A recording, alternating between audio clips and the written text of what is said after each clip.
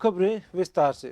राष्ट्रपति रामनाथ कोविंद 2 दिवसीय दौरे पर कानपुर आए हैं। 24 नवंबर यानी आज राष्ट्रपति Kovind Chaudhary Harmohan Singh paramedical science and nursing institute में चौधरी हरमोहन सिंह यादव के जन्मशती समारोह में शिरकत कर रहे हैं। शाम 5 बजे सर्किट हाउस में करीबियों से मुलाकात करेंगे। वहीं 25 नवंबर को हरकोट बटलर प्राविधिक विश्वविद्यालय के शताब्दी वर्ष समारोह में शिरकत करेंगे।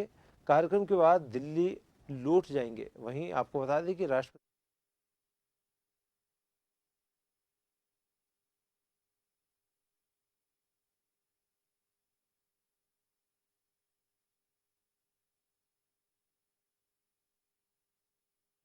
साथ साथ थे और मैंने उनको नजदीकी से देखा और इसीलिए मुझे लगा कि जिस व्यक्ति ने सार्वजनिक जीवन में शुचिता, ईमानदारी और निष्ठा के साथ काम किया है और यदि उनसे जुड़ा हुआ कोई कार्यक्रम होता है तो मुझे उसमें जाना चाहिए।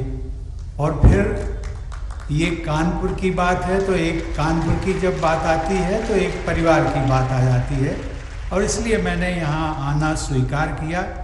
लेकिन यहाँ पर आकर के मैंने देखा, पहले भी कभी जब मैं सांसद हुआ करता था तो इस गांव से निकल करके एक दो जगह जाना हुआ तो देखा था विकसित क्षेत्र का विकास जितना हो सकता है यहाँ की परंपराओं और यहाँ की अनुकूलताओं के आधार पर बहुत कुछ किया गया।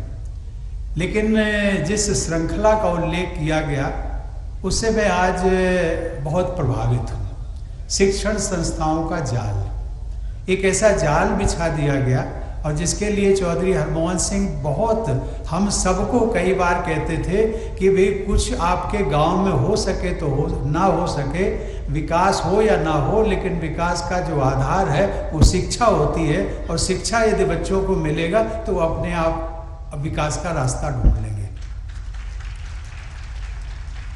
इसलिए आज उनकी जन्म शताब्दी के इस कार्यक्रम में शामिल होकर के मुझे बहुत प्रसन्नता हो गई। देवी और सज्जनों, हम सब जानते हैं कि आज़ादी के बाद का समय नए भारत के निर्माण की दृष्टि से बहुत चुनौतीपूर्ण समय था। वो भारत के लिए पुनः उठकर खड़े होने का समय था।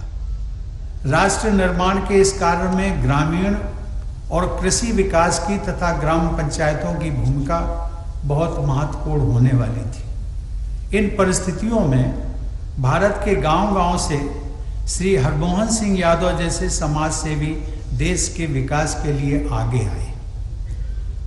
हम सब जानते हैं कि हरमोहन सिंह जी को वर्ष 1952 अर्थात आज़ादी के ठीक 3 साल बाद 1952 में ग्राम प्रधान चुना गया।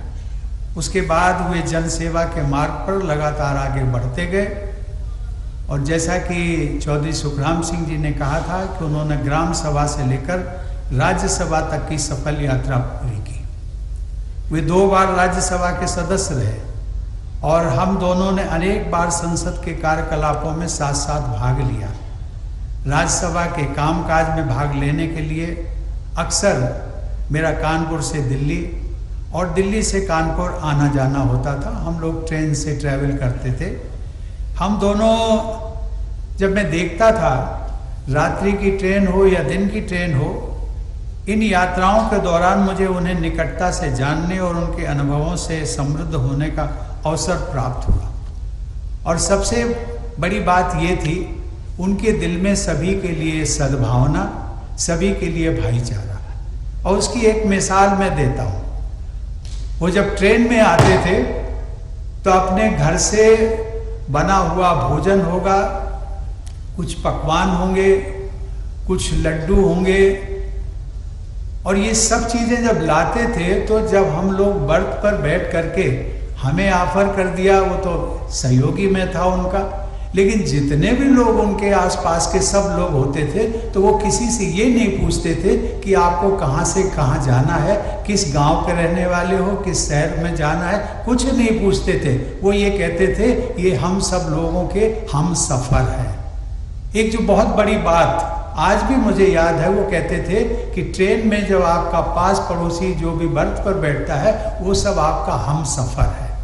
और ये हम सफर की भावना यदि मुझे लगता है कि समाज में भी चरितार्थ हो जाए, पास पड़ोसियों के साथ में भी हो जाए, किसी के साथ भी कोई किसी की जाति हो, बिरादरी हो, किसी का धर्म हो, किसी का संप्रदाय हो, किसी का रंग कैसा भी हो, कोई अमीर हो गरीब हो, लेकिन ये हम सफर की भावना को ये चौधरी साहब जो कहा करते थे उसको यदि हम अपना लें तो मुझे लगता है आज हम जहाँ पर रहते हैं वहीं से स्वर्ग आपको दिखने लगेगा। देवी और सज्जनों, विधानसभा से लेकर राज्यसभा तक चौधरी साहब की खेती किसानी के बारे में उनके विचारों को बहुत गंभीरता से सुना जाता था। श्री हरमोहन सिंह जी के घर के दरवाजे सभी के लिए खुले रहते थे। वर्ष 19 इसका उल्लेख भी किया। वर्ष 1984 में उन्होंने सांप्रदायिक सौहार्द का उत्कृष्ट उदाहरण प्रस्तुत किया। अपनी जान जोखिम में डालकर भी उन्होंने उन्मादी भीड़ का डटकर मुकाबला किया और बड़ी संख्या में लोगों की प्राण रक्षा की। अपने इस सराहनीय कार्य से उन्होंने अमर शहीद श्री गणेश शंकर विद्यार्थी की परंपरा को आगे बढ़ाया। वर्ष 1991 में भारत के तत्कालीन राष्ट्रपति श्री आर वेंकटरमन ने असाधारण वीरता और निडरता के लिए श्री हरमोहन सिंह जी को शौर्य चक्र से सम्मानित किया। ऐसे असाधारण शौर्यवान श्रेष्ठ समाज सेवी और जनसेवक की स्मृति को मैं हृदय से नमन करता हूं। देवी और सज्जनों, श्री हरमोहन सिंह जी के जन्म शताब्दी समारोह में हम लोग जहां एकत्रित हैं वह एक शिक्षा संस्थान है, विद्या का मंदिर है। उनकी प्रेरणा और प्रयासों से इस संस्थान सहित अनेक शैक्षिक संस्थानों की स्थापना की गई, जिनसे इस क्षेत्र में शिक्षा के प्रसार को बढ़ावा मिला। वे ये जानते थे कि शिक्षा हर परिवार की, हर समाज की प्रगति का आधार होती है। वे ये भी समझते थे कि शिक्षा दूसरों के जीवन में सुधार लाने और अपने समाज को, अपने देश को बेहतर बनाने का सर्वश्रेष्ठ साधन होता है।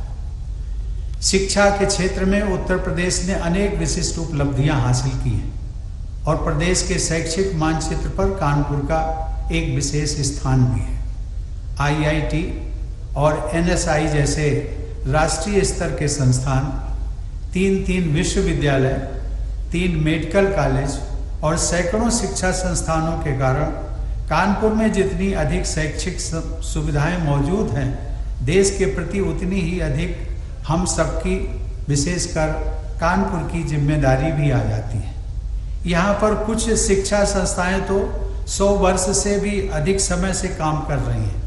मुझे प्रसन्नता है कि कल मैं HBTU में शताब्दी समारोह में शामिल होऊंगा और वहाँ शिक्षकों एवं विद्यार्थियों से भेंट करूँगा।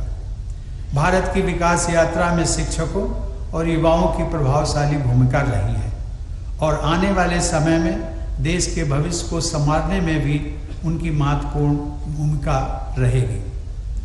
देवी और सज्जनों, आज मैं आपके साथ जन जागरण के एक महत्वपूर्ण प्रकल्प के बारे में भी बात करना चाहता हूँ। आप जानते हैं कि भारत की आज़ादी के 75 वर्ष पूरे होने वाले हैं और इस समय पूरे देश में आज़ादी का अमृत महोत्सव मनाया जा रहा है। आज़ादी की लड़ाई में हजारों सेनानियों ने अपना सर्वस्व न्यौछावर कर दिया था। इनमें से अनेक बलिदानियों के नाम हम जानते हैं, लेकिन बहुतों के नाम इतिहास के पन्नों में कहीं गुम हो गए। 2 वर्ष तक चलने वाले इस महोत्सव के दौरान हम स्वाधीनता संग्राम के इन गुमनाम सेनानियों के योगदान का भी स्मरण करेंगे। भारत के स्वाधीनता संग्राम में हम सब जानते हैं कि उत्तर प्रदेश और कानपुर के लोगों का भी बहुत महत्वपूर्ण योगदान रहा है। कानपुर में 1857 के स्वाधीनता संग्राम का नेतृत्व करने वाले नानाजी पेशवा, तात्या टोपे और अजीमुल्ला खान की वीरता की गाथा आपने सुनी होगी, लेकिन अजीजन बाई और मैनावती जैसों के योगदान से लोग अच्छी तरह परिचित नहीं हैं। हमारी वर्तमान और भावी पीढ़ियों के समक्ष स्वाधीनता संग्राम की इन वीरांगनाओं के त्याग और बलिदान की प्रेरक गाथा रखी जानी चाहिए। इसी प्रकार चंद्रशेखर आजाद और सरदार भगत सिंह के साथ नगर के जुड़ाव को बहुत लोग जानते हैं, परंतु उनके अभिन्न सहयोगी रहे जयदेव कपूर और शिव वर्मा के बारे में कम लोग जानते हैं। वे यहीं डीएवी कॉलेज में पढ़ते थे। यहीं कानपुर में जन्मे स्वाधीनता सेनानी श्री विजय कुमार सिन्हा और डॉक्टर गया प्रसाद के बारे में भी लोग बहुत कम जानते हैं। यहाँ पर मैंने कुछ नामों का ही उल्लेख किया है। न जाने कितने ऐसे स्वाधीनता सेनानियों के महत्वपूर्ण योगदान से भारत को स्वतंत्रता प्राप्त हुई थी। इसलिए हम सबका कर्तव्य है कि ऐसे गुमनाम स्वाधीनता सेनानियों के योगदान के बारे में लोगों को अधिक से अधिक जानकारी मिले। देवियों और सज्जनों, इसी माह की जब मैं ग्राम के विकास की बात करता हूँ, इसी माह की 17 नवंबर को मुझे हरियाणा का एक आदर्श ग्राम में जाने का अवसर मिला और उस आदर्श ग्राम की विशेषता